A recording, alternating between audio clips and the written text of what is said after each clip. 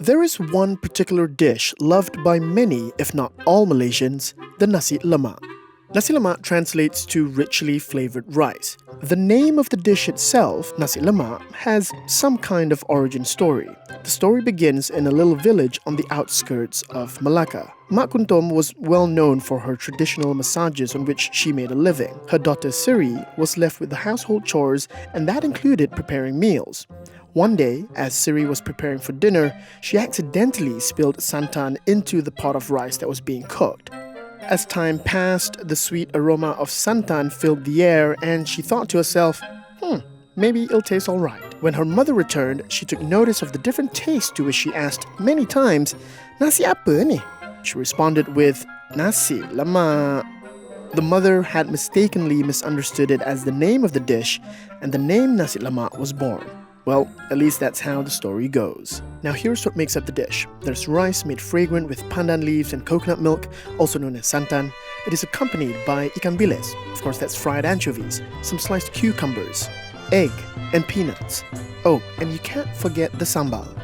Back in the day, Nasi Lemak started out as a breakfast dish for farmers.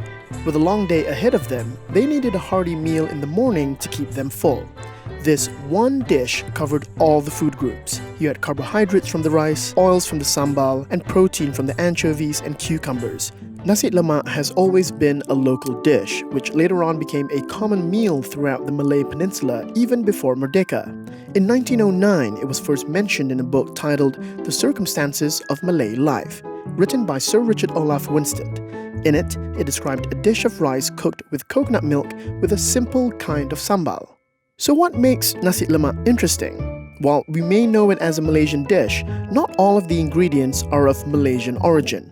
The spices are pulled from all around the world. The chilies were introduced to us by the Portuguese during the era of the Malacca Sultanate.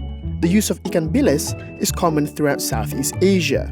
Rice is also an Asian staple. We share this tradition with Indonesia, Singapore, and even in the southern part of the Philippines. But these days, it isn't just for farmers. We want nasi lemak for breakfast, for lunch, tea, pre-dinner snack. We want it anytime and all the time. Now, just take a look at this plate. There's rice, fried anchovies, sliced cucumbers, egg, peanuts, and sambal.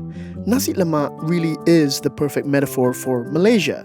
Diverse, infinitely adaptable. It's a little bit like us, a happy mixture of everything.